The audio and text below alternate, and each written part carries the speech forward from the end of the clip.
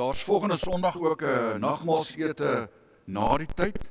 Dit is 'n braai. U bring u eie vleis en wat u wil drink en bring 'n slaai wat ons op die tafel sit. Ons nooi regtig almal uit. Kom geniet saam, kom eet saam, kom kuier saam, ook na die nagmaal. Dit sal baie lekker wees. Die ouderlinge vergader eerskomende môremiddag, maandag om 4:15 in die kerkgebou. Die diakens vergader direk na die erediens hierbo. En die diakens vra weer die gemeente se hulp met die insameling van nie bederfbare voedsel vir die ouetehuis.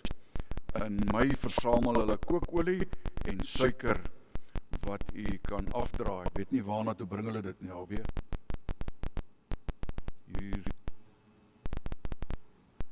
Hier in die portaal. En dan die kermis kom ook al hoe nader. Julle kan die advertenties sien in die Besembos. Dat ons ook daar voorbereiding tref. Dan onder lief en leed dra ons al die senior lidmate ook aan die Here op en ons doen voorbereiding vir hulle almal. En dan Abraham gaan vanmiddag of môre Bloemfontein toe, die 14de kry 'n groot operasie, is Abraham hier vandag. Hulle het gesê hulle kom vanmôre kerk toe. Jockey, gaan julle uit, waar is het Jockey julle? Gaan julle hulle weer sien voor Dinsdag? Nou, ons het spesiaal vir hulle hierdie rose gepluk. Nie die ander blomme nie. Die klomp rose, sal jy dit vir Abraham gee? En sê ons as gemeente dink aan hom. Dis so 'n klein blytjie van omgee. Ook vir julle. Mag die Here met julle wees met daardie groot operasie. Ons gaan ook vir hulle voorbereiding doen tydens die diens. Oom Frans Sewefontein gaan ook vir 'n knievervanging. Baie sterkte. Tannie Letty het geval, 'n beentjie in haar duim gebreek, maar dit gaan goed met haar. Hier sit sy hier voor. Sy is by die Bybelstudie en by die opvoering. Ons is bly, alles gaan goed, Tannie Letty. En dan Lucy van IC is ook in George vir behandeling. En dit lyk asof hulle redelik goeie nuus gekry het. Johan Koekemoer is die afgelope week geopereer in Bloemfontein. Ek het vanmôre weer met Wilma gepraat. Hulle kom moontlik vandag of môre terug huis toe. Na 'n galblaasoperasie. En ek sê nou klein Gary Marks, maar hy is gekies as lid van die Junior Protea span. En hy gaan deelneem aan die wêreldmetaal silhouetskiet kampioenskappe in Junie. Dra ook Harm ons gelukwens aan hom oor. Dit is 'n goeie prestasie. En dan Johan Venter, is Johan hier vanmôre? Ek sal die mense moet gaan opsoek. Hy gaan vir 'n, wat is die Afrikaans vir 'n knieskoop? Rika? Knieskraap. Gaan hy Bloemfontein toe hierdie week. Ons dra hom ook aan die Here op. En dan broeder Frans Marks, dan vra almal watter Frans? Broeder Frans sit hier, Groot Marks. Ek het hulle besoek. Niemand ken jou nie, wil jy nie opstaan nie, broeder Frans? Ek's ernstig. Hy verjaar vandag. En mag ek sê hoe oud is jy, Frans? 18 jaar oud vandag. Baie geluk met die verjaarsdag. Baie seëninge en mag die Here jou ook ryklik seën op jou pad vorentoe hoor. Ek dink omdat Frans hier is, mag ons vir hom ook seker die seënbede sing. Psalm 134, die 4de vers. Ons sing dit vir jou. Ons sing ook die seën toe vir almal wat geopereer word. Mag die Here met hulle ook wees. Kom ons sing dit saam.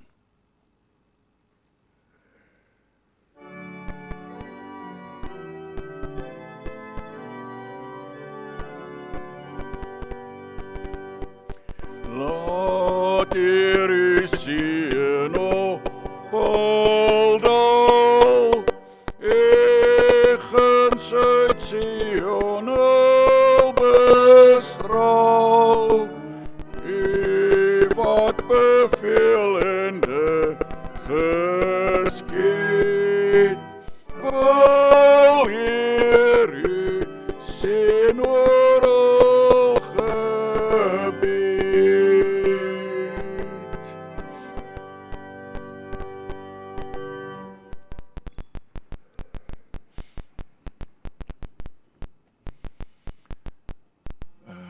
Dan wil ek ook net sê, klein Wouter, waar sit hy? O, klein, hy kom daar van Centurion af. Lang terug in my verlede was ek ook daar gewees. Baie welkom. En dra asseblief ons groete oor ook aan Centurion gemeente. Ons doen ook vir hulle voorbidding. Mag die Here ook met julle wees daar. Kom ons begin vanmôre ook ons erediens. En ons verklaar openlik in wie se naam ons hier by mekaar is. Die wat op die Here vertrou is soos Sions berg wat nie wankel nie en wat altyd vas bly staan. En soos die berge Jerusalem aan alle kante beskerm, so beskerm die Here sy volk nou en vir altyd. Maar die Here groet ons ook met sy groetseën. Genade vir julle en vrede van hom wat is en wat was en wat kom. En van die 7 geeste wat voor sy troon is. En van Jesus Christus, die getroue getuie, die eerstgeborene uit die dode en die owerste oor die konings van die aarde. Amen. Kom ons prys die Here, kom ons loof hom. Ons sing saam uit Psalm 147, die eerste en die tweede vers.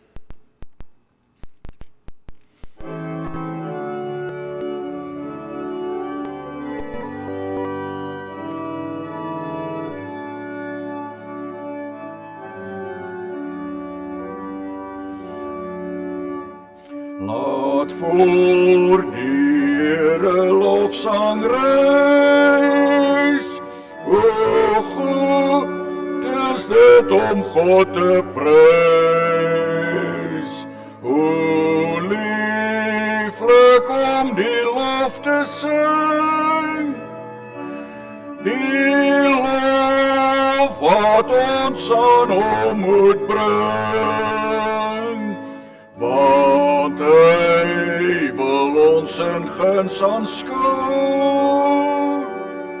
Hy wil Jerusalem herbou. En Israel wat verstrooid nog zwerf, versamel op die heilige erf.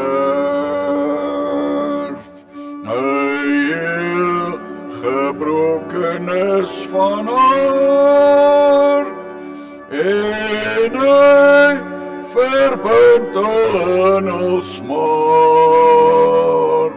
Sy oë speer oneindig ver, hy tel en roep die laaste ster.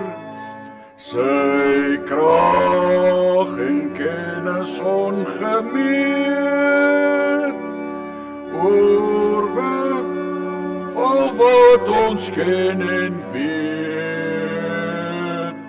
Sagmoediges verhef hy weer, maar goddeloses werp hy neer.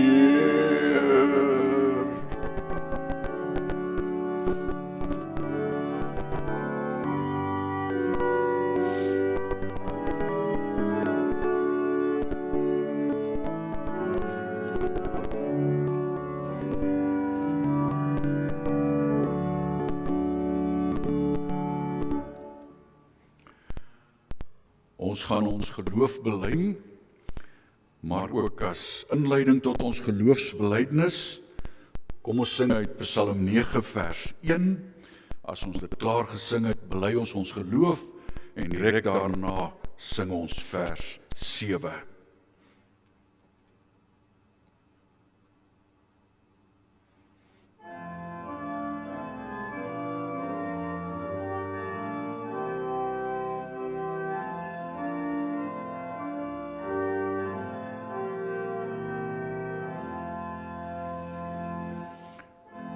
Ek sal van ganser harte Heer, U wonders groot maak en U eer.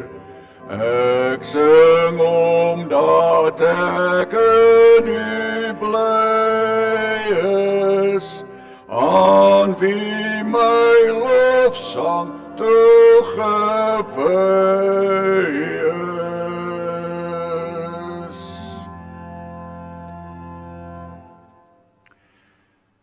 Ek glo in God die Vader, die Almagtige, die Skepper van hemel en aarde, en in Jesus Christus, sy eniggebore Seun, ons Here, wat ontvang is van die Heilige Gees, gebore uit die maagd Maria, wat gelei het onder Pontius Pilatus, gekruisig is, gesterf het en begrawe is, en wat die angste van die hel tot in die dood toe ondergaan het.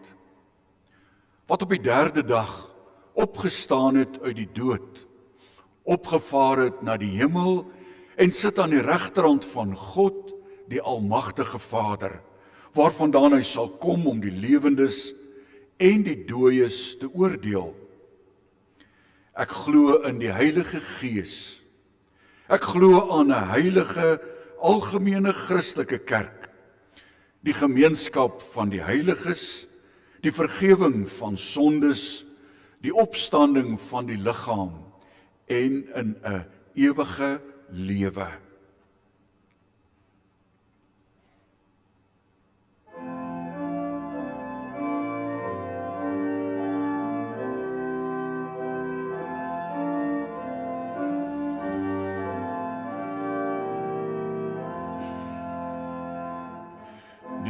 Hart van al wat U bely, sal in naam standvastig bly. Die wat U soek en stil vertroue, sy U veilig en behoue.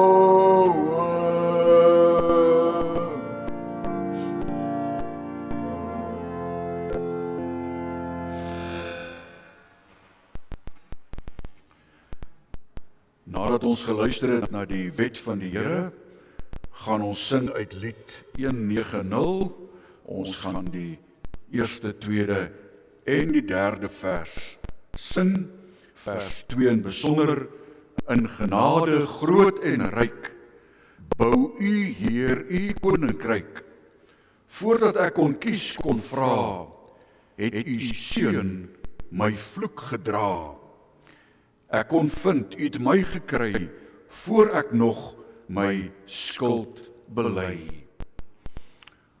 Ons gaan luister na die wet van die Here. Ons luister daarna soos dit op verskeie plekke in die skrif ook vir ons nader verklaar word.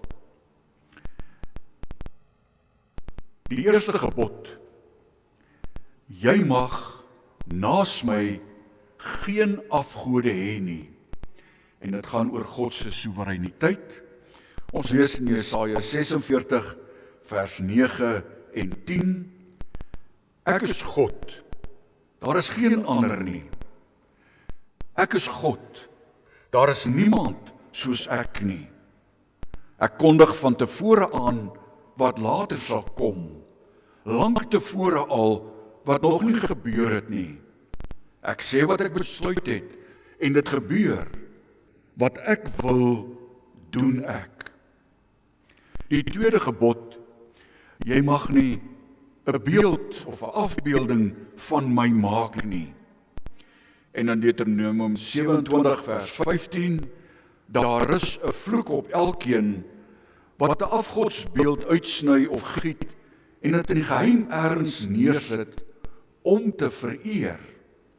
Die Here het 'n afskeid daarvan. Dit is mensewerk. Die derde gebod: jy mag die naam van God nie misbruik nie. Eksodus 3 vers 13 en 14, daarna sê Moses vir God: sê nou maar, ek kom by die Israeliete en ek sê vir hulle, die God van julle voorvaders het my na julle toe gestuur. En hulle vra vir my, wat is sy naam? Wat moet ek dan vir hulle sê? Toe sê God vir Moses, ek is wat ek is. Jy moet vir die Israeliete sê, ek is, het my na julle toe gestuur. Die vierde gebod: sorg dat jy die Sabbatdag heilig hou. Kolossense 2 vers 16 en 17. Daarom moet julle nie dat iemand vir julle voorskrywe wat julle moet eet en drink nie, of dat julle die jaarlikse feeste of die nuwe maansfees of die Sabbatdag moet vier nie. Dit is alles maar net die skaduwee van wat sou kom. Die werklikheid is Christus. Ons vier nie meer die Sabbatdag, Saterdag nie. Ons kom Sondag by mekaar. So as God die ereplek in jou lewe het, dan sal Sondag ook vir jou 'n hoogtepunt wees in jou lewe, 'n hoogtepunt om die week te begin. Dan sal dit vir jou 'n vreugde wees en wil jy graag ook Sondag saam met die gemeente die Here kom dien. Die vyfde gebod: eer jou vader en jou moeder. Efesiërs 6 vers 1: kinders, wees as gelowiges aan julle ouers gehoorsaam, want dit is wat die wet van God vereis. Eer jou vader en jou moeder is 'n baie belangrike gebod, en daar is nog 'n belofte by, sodat dit met jou goed mag gaan en jy lank mag lewe op die aarde.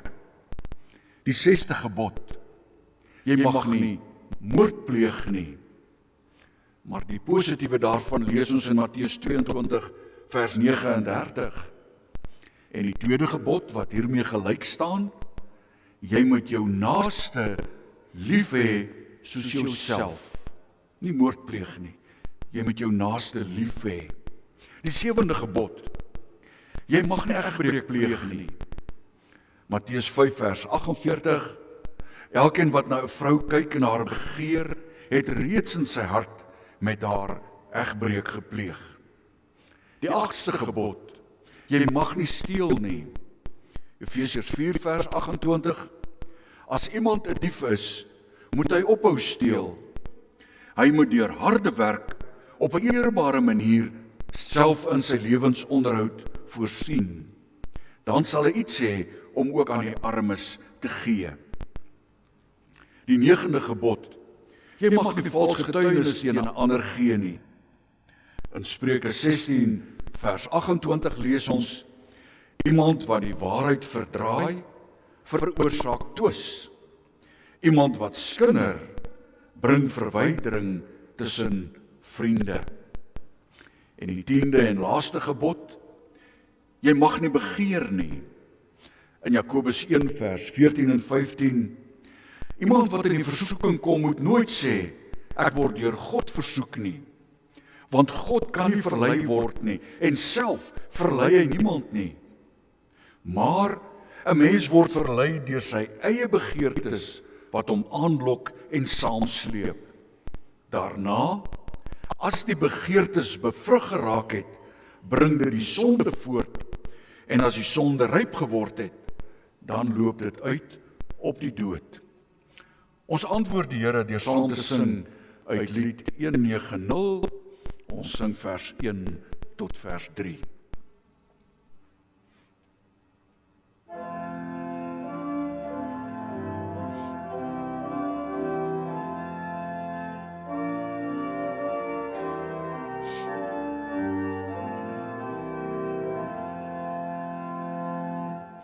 Grote God, aan U die eer, heerlijk is waar U regeer. Hemels is U majesteit, heilig U gerechtigheid. U wat alles onderhou, U is ewig en getrouw. In genade groot en rijk, bou U hier U koninkrijk. Voordat ek kon kies, kon vra, het U sê my vloek gedra. Ek kon vind U het my gekry, voor ek nog my skuld bely. U oor alles God en hof, open oor van geloof, dat ons sien, goed of kwaad, word dan toeval oorgelaat. Bokant ons begrip verstaan, hou U al wat is in staan.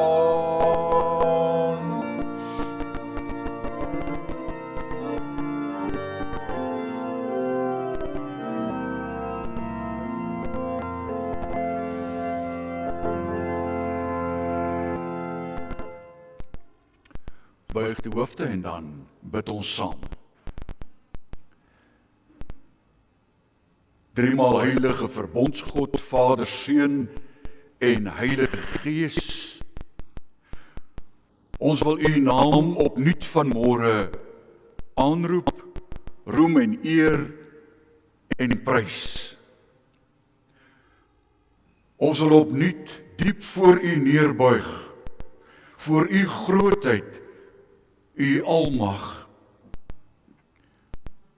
Want U is ons rots. U werk is volmaak. Alles wat U doen is regverdig. U is die enigste getroue God. U is sonder onreg. Ja, U is regverdig en betroubaar. En ons dankie dat ons weer as gemeente kan saamkom, ook op hierdie Sondag, ook om onsself voor te berei met die oog daarop om die heilige nagmaal te vier. Ja, om ook versterk te word volgende Sondag met die wete, Christus het vir ons die vloek gedra.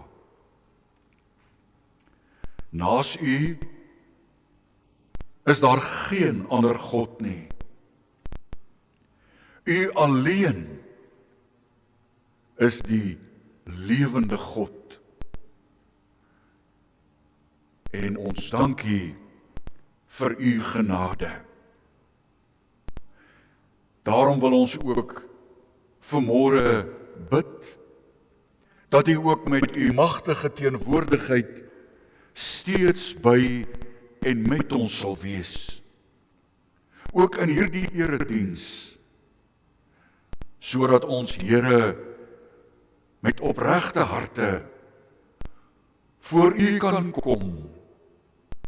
Deur U genade wil U ook daarom deur U Heilige Gees in ons harte woon en werk, wil U deur die Heilige Gees ons harte vul, sodat ons met groot vreugde ook U woord kan oopmaak.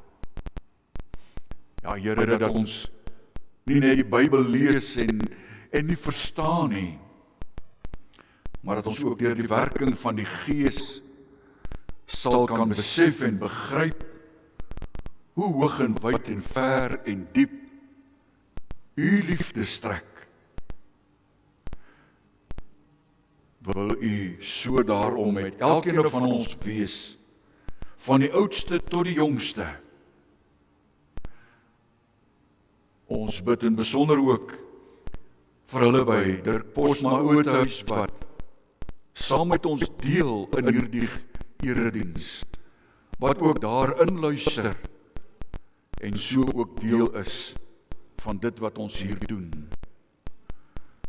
Wil U dan so ons elkeen by die hand neem, en as ons ook na die erediens na ons huise toe gaan, dat ons ook daar, Here, kan oordink wat U aan ons openbaar het, en ook hierdie week opnuut versterk as ligtende ligte kan ingaan. Ons bid dit in Jesus Christus se naam alleen. Amen.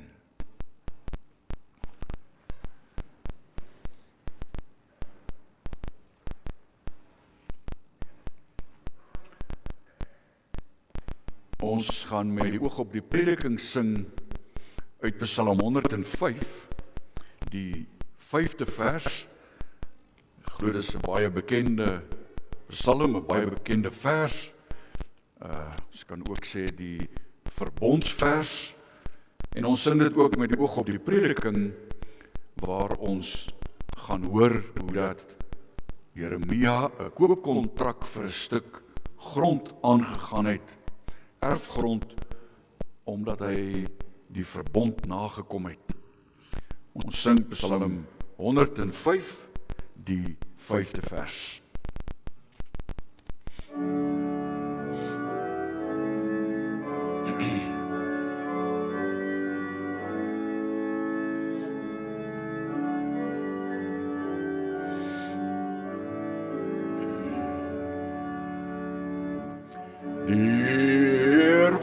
Van geen wankel weet nie, maar sy verbond vergeet nie. Al sy beloftes bly van krag, tot in die duisendste geslag, verbond met Abraham, sy vriend, bevestig hy van kind tot kind.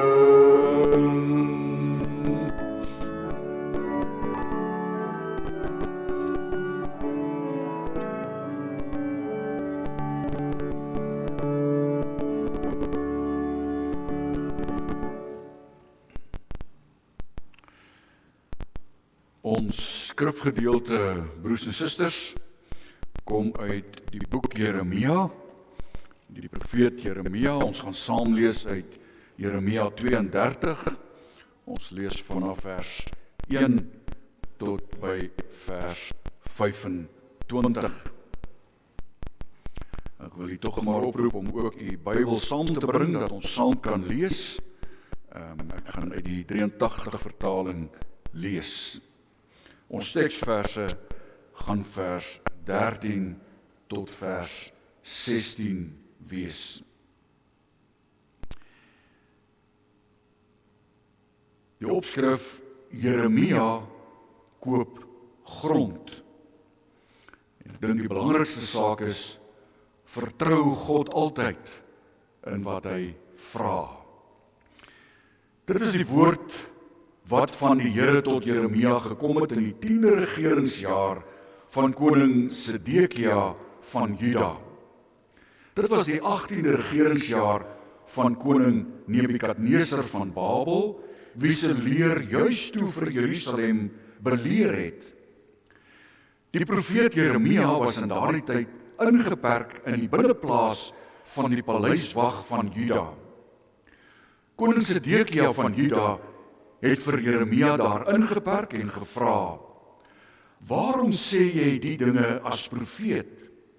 Jy sê," is belangrik, "so sê die Here, ek gee hierdie stad in die mag van die koning van Babel. Hy sal dit verower. Koning Sedekia van Juda sal nie vrykom uit die mag van die Galdeërs nie. Hy sal beslis uitgelewer word aan die koning van Babel en persoonlik met hom praat en hom met sy eie oë sien. Die koning van Babel sal vir Sedekia na Babel toe vat en hy sal daar bly, sê die Here. Dis my straf vir hom. As julle teen die Babiloniërs oorlog maak, sal julle die groot neerlaag ly." Jeremia het vir Sedekia geantwoord: "Die woord van die Here het tot my gekom.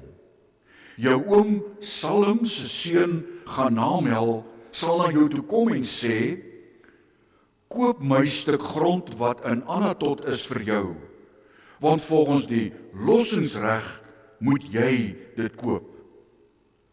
Soos die Here gesê het my neef Hanamel na my toe gekom in die binneplaas van die paleiswag en vir my gesê: koop tog my stuk grond wat in Anatot is in die gebied van Benjamin. Dis jou reg om dit te besit. Jy het die lossingsreg, koop dit vir jou. Ek het toe geweet, dit is die woord van die Here. En ek het die stuk grond wat in Anatot is by my neef Hanamel gekoop. Ek het vir hom 200 gram silwer afgeweeg. Nadat ek die kontrak geskryf en die seël daarop gesit het en dit deur getuienis laat teken het, het ek die silwer vir hom afgeweeg op 'n skaal. Toe het ek die koopkontrak met die voorwaardes en die bepalings daarop, die kontrak met die seël en die afskrif sonder seël gevat en die teenwoordigheid van my neef Hanamel en van die getuienis wat dit geteken het en van al die Judeërs wat in die binneplaas van die paleiswag gesit het, vir Barak seun van Neria, seun van Magseja gegee. In hulle teenwoordigheid het ek vir Barak beveel, en dit is ons teksverse: so sê die Here, die Almagtige, die God van Israel, vat hierdie dokumente, die koopkontrak met die seël en die afskrif sonder seël, en sit hulle in 'n kleipot, sodat hulle lank kan hou. Want so sê die Here, die Almagtige, die God van Israel: daar sal weer huise en grond en wingerde in hierdie land gekoop word. Nadat ek die koopkontrak vir Barak, seun van Neria gegee het, het ek tot die Here gebid. En hier volg die gebed: Ag, Here my God, U het die hemel en die aarde gemaak deur U groot mag. Niks is vir U onmoontlik nie. U bewys U troue liefde aan duisende geslagte, maar U straf kinders vir die sondes van hulle ouers. Groot en magtige God, U naam is Here, die Almagtige. U besluite is magtig, U dade groot. U sien alles wat die mense doen. U gee aan elkeen wat hom toekom. U beloon elkeen volgens sy dade. Die tekens en wonders wat U in Egipte gedoen het, doen U nou nog in Israel en onder die mense. So maak U vir U 'n naam tot vandag toe. U het U volk Israel uit Egipte laat wegtrek met tekens en met wonders, met magtige dade en met wonderlike groot dade waarvoor mense vreesbevange was.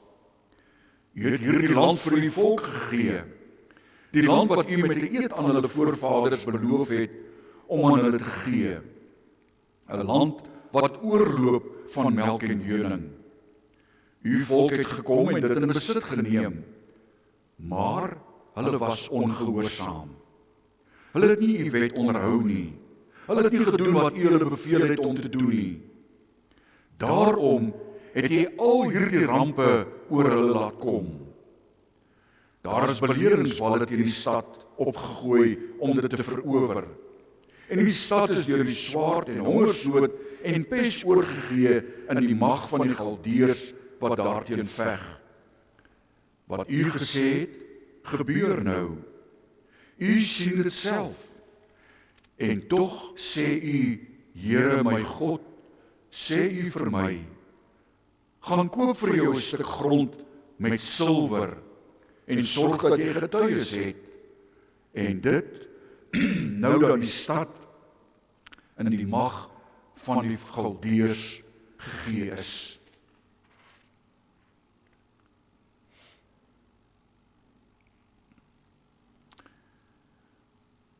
Nou geliefdes in ons Here Jesus Christus, dit klink miskien na 'n snaakse gedeelte om te lees met die voorbereidingsdiens. Maar tog moet ons onsself 'n bietjie indink, wat het gebeur in hierdie tyd van koning Sedekia?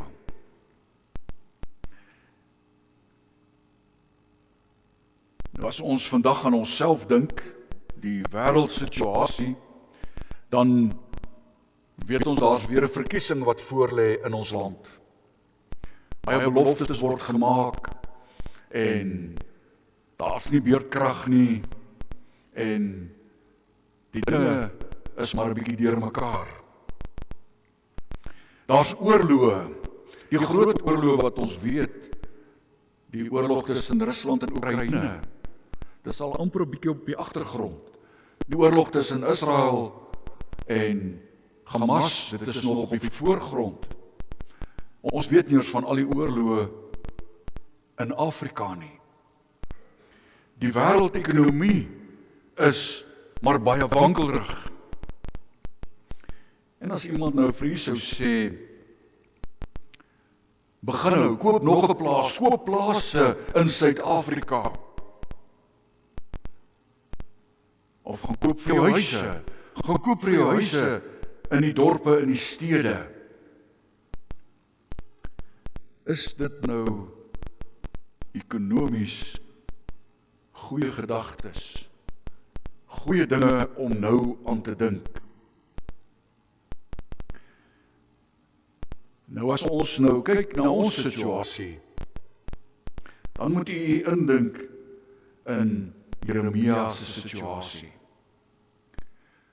Die stad Jerusalem is omsingel deur die Babiloniërs, Nebukadneser se magte.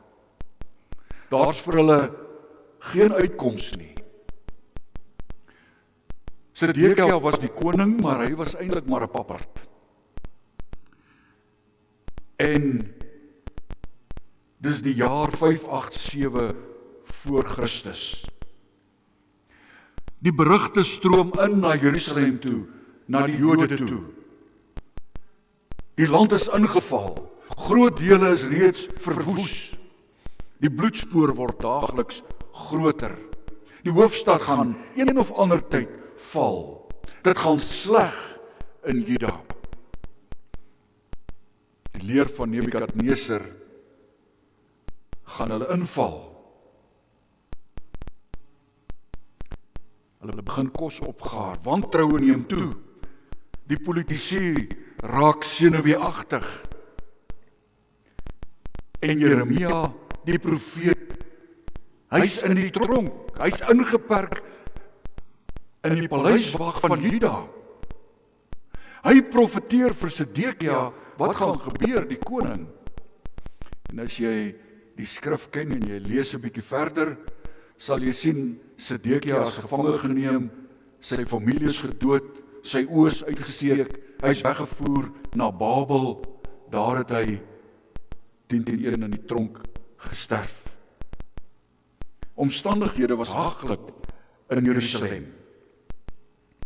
Die grondwalle, jy weet daardie tyd as hulle 'n stad inneem, het hulle 'n beleringsbal gegooi teen die mure op, dat hulle uiteindelik net kan ophardloop en oor die mure spring. En Jeremia kry 'n heeltemal 'n onlogiese opdrag. Onlogies van God. So klink dit. Vers 7. Jou oom Salem se seun Hanamel sal na jou toe kom en sê, koop my stuk grond wat in Anatot is vir jou, want volgens die lossingsreg moet jy dit koop. Hy's in die tronk, die land gaan verwoes word, en hy kry opdrag, koop die stuk grond.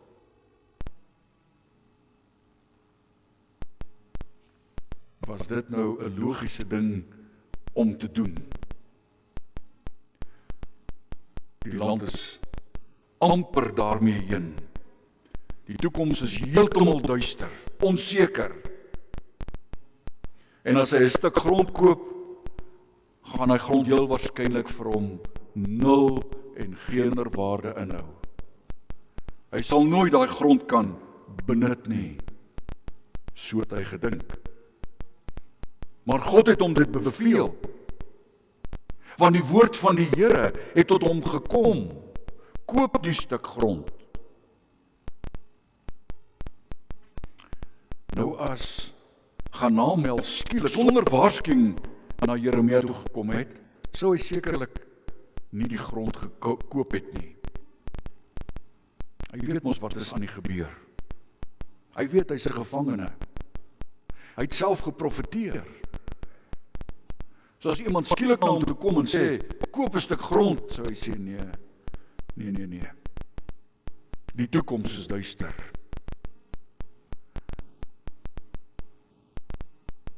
Maar dit is egter waaroor geloof gaan. Jeremia is volkome gehoorsaam aan God. Ten spyte van wat hy sien, ten spyte van wat hy voel, waar hy is, wat sy verstand vir hom sê, is hy gehoorsaam aan God. Daarom die tweede punt. Daar's 'n wettige koopkontrak vir die grond. Dat is nie sommer net so, hier is geld, ek koop jou grond. Nee, daar's 'n koopkontrak. Alles word wettiglik gedoen, ons kan sê, volgens die boek, volgens die reëls van die land. Vers 14 en 15. Ons lees van koopkontrakte met seels op. En dit moet bewaar word, nie in 'n kluis nie, maar soos daardie tyd in 'n kleipot, vir 'n lang tyd. Want so sê die Here die Almagtige in vers 15, daar sal weer huise en grond en wingerde in hierdie land gekoop word. En nou moet jy weet hoe dit gebeur. As in daardie tyd 'n stad ingeneem het, dan het hulle daardie stad tot op die grond toe afgebreek, daar net 'n hoop klippe gelê. Maar die Here het gesê, daar sal weer huise en grond en wingerde in hierdie land gekoop word. Nou broers en susters, hoe dink ons?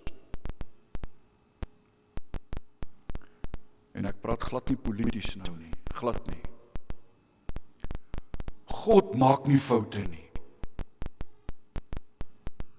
God is getrou.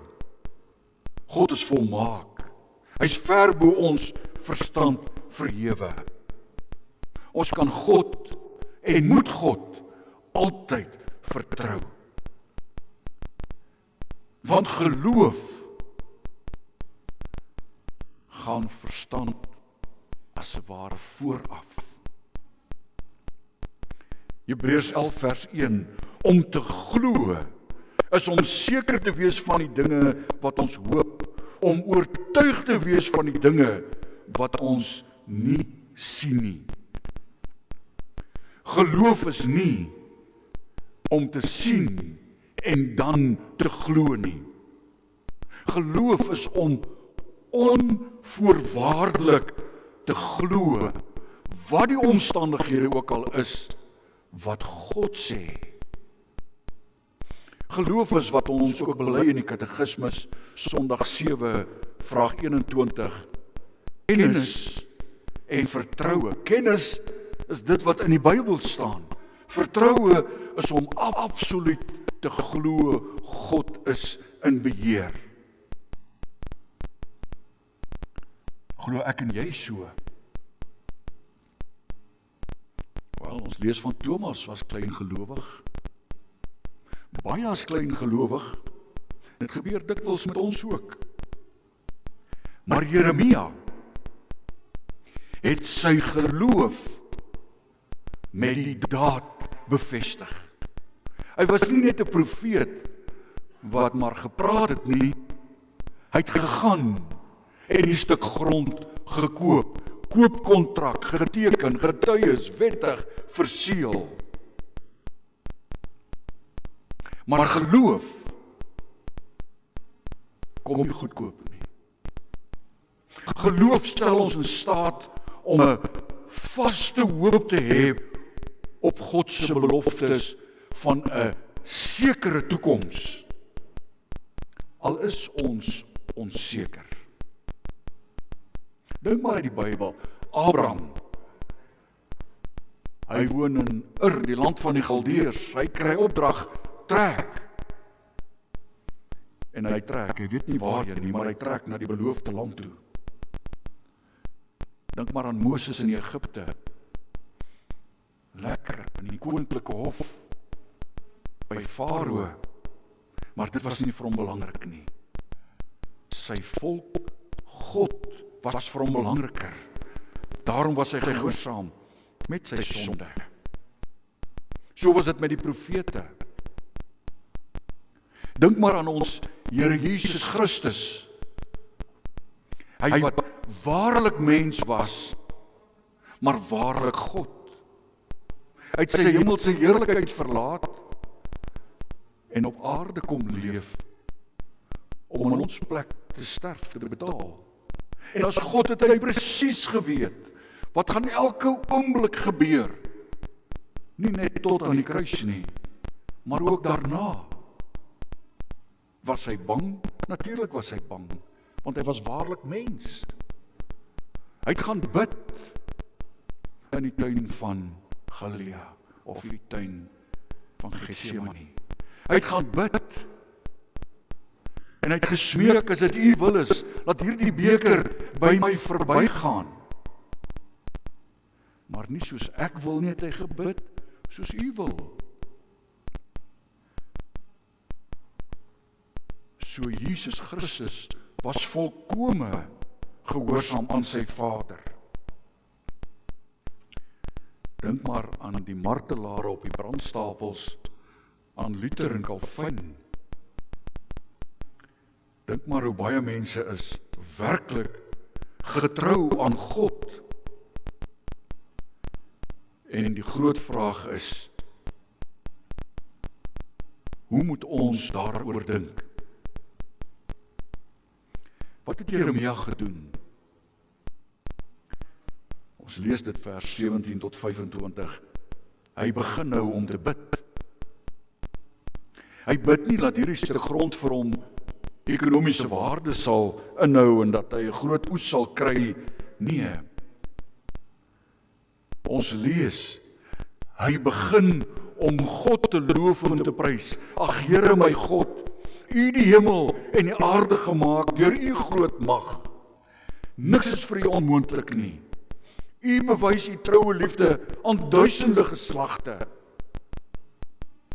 So gaan hy aan. Hy bid God tot God, hy loof hom, hy prys hom. Hy prys God vir wat hy reeds vir sy volk gedoen het.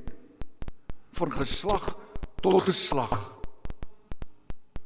Hy bid en hy bring in herinnering alles wat God vir Israel gedoen het. Afgesien van die feit dat hy geweet het Die Babiloniërs gaan hulle inval. Alles gaan verwoes word. Hy loof en prys God. Maar Jeremia bely ook wat die volk se reaksie was. Ons lees in vers 23. U volk het gekom en dit in besit geneem, maar hulle was ongehoorsaam. Hulle het nie u wet onderhou nie. Hulle het nie gedoen wat u hulle beveel het om te doen nie. Daarom het u al hierdie rampe oor hulle laat kom.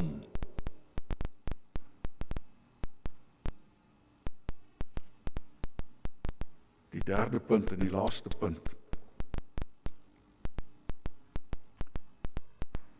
Wat moet ons nou doen in 2024? Moet ons letterlik sê, gaan koop plase, gaan koop grond?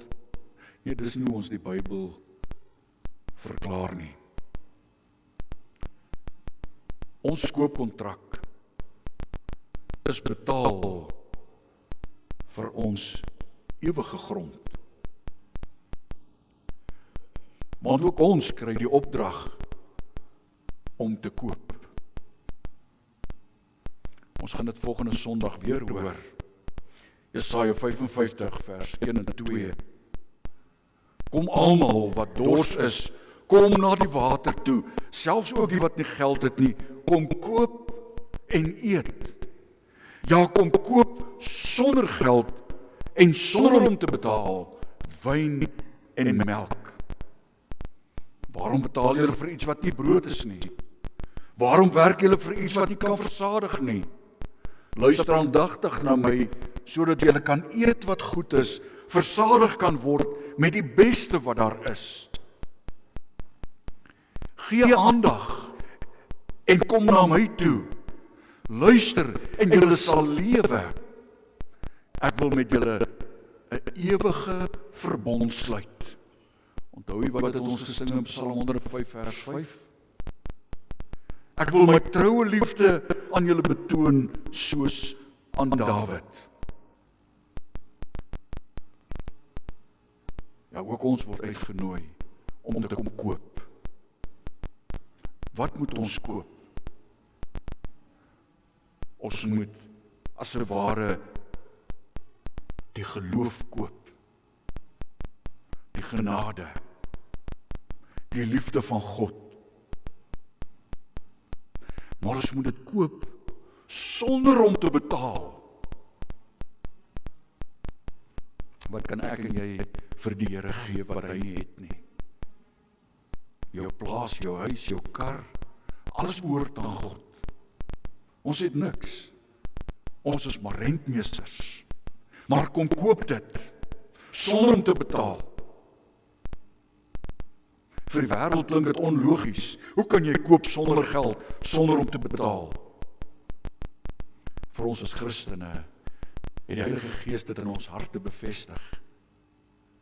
Jesus Christus het betaal. Hy het klaar betaal. Hy het die hoogste prys betaal. Hy het betaal wat ek en jy nie kan betaal nie. Hy het met sy liggaam en met sy bloed betaal. Nie vir een stukkie grond nie, maar vir al sy kinders. Almal wat hy uitverkies het.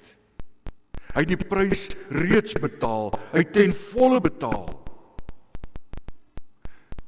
En as ons dit so wil uitdruk, die koopkontrak, ons het almal die koopkontrak. Hier staan vir ons geskrywe in sy woord. Ons het die ewige Kanaan reeds geërf. Ons het dit geërf en God het dit vir ons gekoop met die bloed van sy eie seun, Jesus Christus. Die prys is betaal, dit is die duurste betaal. Dit is betaal met die bloed en die liggaam van Christus. En ons is so bevoorreg dat hy dit nou vir ons voorberei. Hy bewerk as 'n ware die stuk grond wat ons het. Hy berei vir ons plek voor, daar in die hemel. Ons ewige woning. En daarom volgende Sondag, vir die wêreld, maak dit sekerlik nie sin nie. Kom sit hier en eet 'n stukkie brood en drink 'n stukkie wyn. Nee. Om hier te kom sit, is om voor die Here te getuig. Ek weet, die koopkontrak is daar. Ek is deel daarvan. En die Here versterk ons op daardie manier. Daarom is die nagmaal nie maar sommer net 'n ligtelike sakrament wat ons kan gebruik soos ons wil nie. As jy werklik dankbaar is, sal jy erns maak om hier te kom sit en hierdie koopkontrak te bevestig. En die Heilige Gees sal dit in ons harte ook bevestig. Hy sal ons versterk. En daarna kan ons met blymoedigheid opnuut hierdie lewe lei. Of daar oorlog is, of daar ekonomiese swaarhede is, of politieke swaar. Ons weet, daar is vir ons betaal. Amen. Kom ons sluit die oë en dan bid ons saam. Ons Hemelse Vader, ons kan nie anders as om U te loof en te dank en te prys vir hierdie wonderlike genade dat U ons losgekoop het van die verderf nie. Dat U vir ons die prys betaal het deur die eie Seun Jesus Christus. Ons dankie dat ons weet die ewige Kanaan wag vir ons. Ons dankie vir U genade, U liefde en U getrouheid. En ons dankie dat dit net genade is wat ons kom herinner om 'n stuk grond te koop nie, maar dat U deur die woord, deur die Heilige Gees in ons harte werk. Dat ons as gemeente hierdie wonderlike boodskap kan hoor en dat ons opnuut vertroos, bemoedig kan word. Maar U weet ook, Here, dat die lewe hier op aarde nie so maklik is altyd nie. Want daar is soveel swaar kry. Ons dink in besonder aan die swaar kry vir hulle wat ook met hulle gesondheid worstel. En so ons wil as gemeente in besonder vanmôre vir broeder Abraham intree. Vir hom en sy familie. Ook met hierdie groot operasie wat vir hom voorlê. Wil U by en met hulle wees. Wil U hulle versterk met krag en hoogte. Hulle ook seën. En as hy geopereer word, wil U ook die mediese personeel seën. Al die dokters, die susters, verpleegsters, hulle wat ook daardie operasie moet doen. Maar nie net broeder Abraham nie. Ook broer Frans en almal wat geopereer moet word. Maar ons vertrou op U. Ons kan U ook dank vir hulle wat geopereer is, broeder Johan Kokemoer, en dat hy ook moontlik weer op pad terug is na sy huis toe. Here, ons bid vir almal wat swaar kry. Ook wat daar dood in die families was. Ons bid, Here, dat U ons almal sal vashou. Here, versterk ons deur die Heilige Gees, dat ons in die geloof nie sal ophou bid nie. Ook vir hierdie land waarin ons bly, die verkiesing wat voorlê. Here, ons bid vir die wêreld ook, waar daar soveel oorloë is, so baie gedood word. Maar ons bid ook, Here, hier in ons eie dorp vir ons broers en susters, ons kinders, hulle wat op skool is, hulle wat nog klein is. Ons bid vir al die inwoners in die ouetehuis, hulle versorgers, die susters wat daar werk. Ons bid vir almal wat oor ons veiligheid moet waak. Maar Here, vul ons met harte met u genade.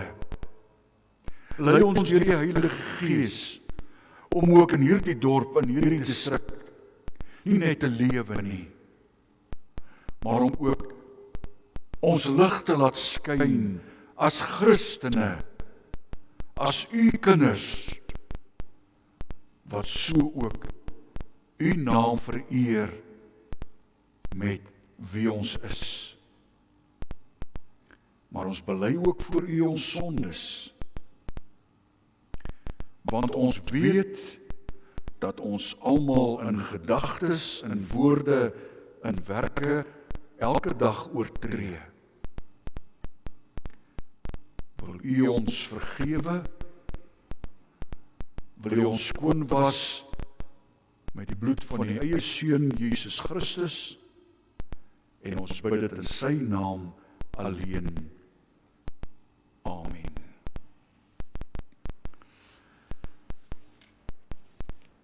Broers en susters, nadat die diakens dan ook die liefdesgawes ingesamel het, gaan ons ten slotte saam sing uit Psalm 68, die tweede vers. Psalm 68 vers 2, nadat hulle ook die liefdesgawes ingesamel het.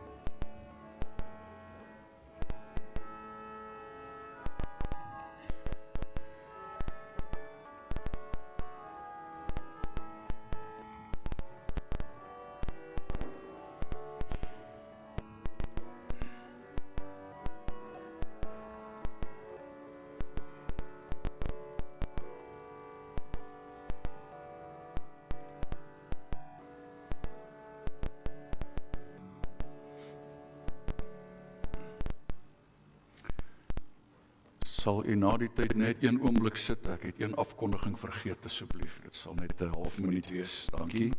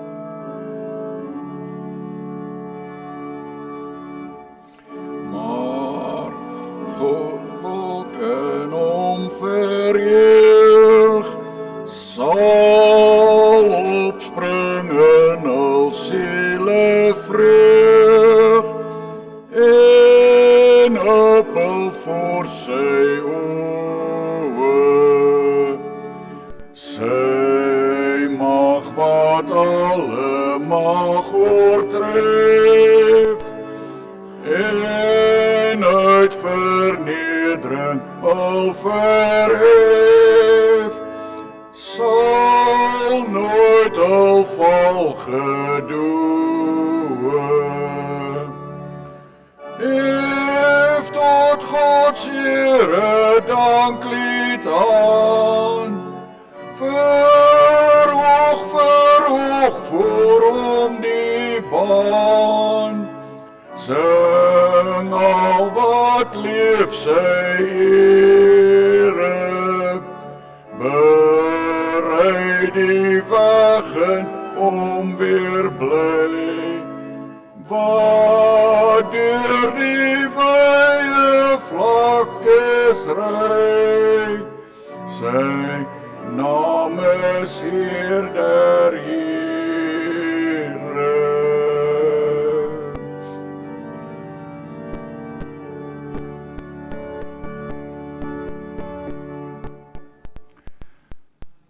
Geliefdes, ontvang die seën van die Here en gaan hierdie week in vrede. Die genade van die Here Jesus Christus en die liefde van God en die gemeenskap van die Heilige Gees sal by u almal wees en bly. Amen. Amen.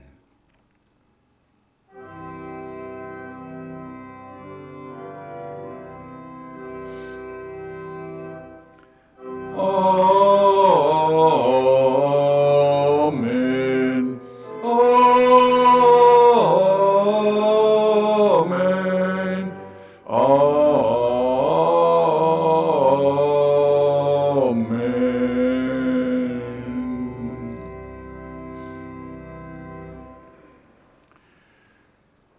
Broers en susters, ekskuus, dit was 'n belangrike afkondiging wat ek vergeet het.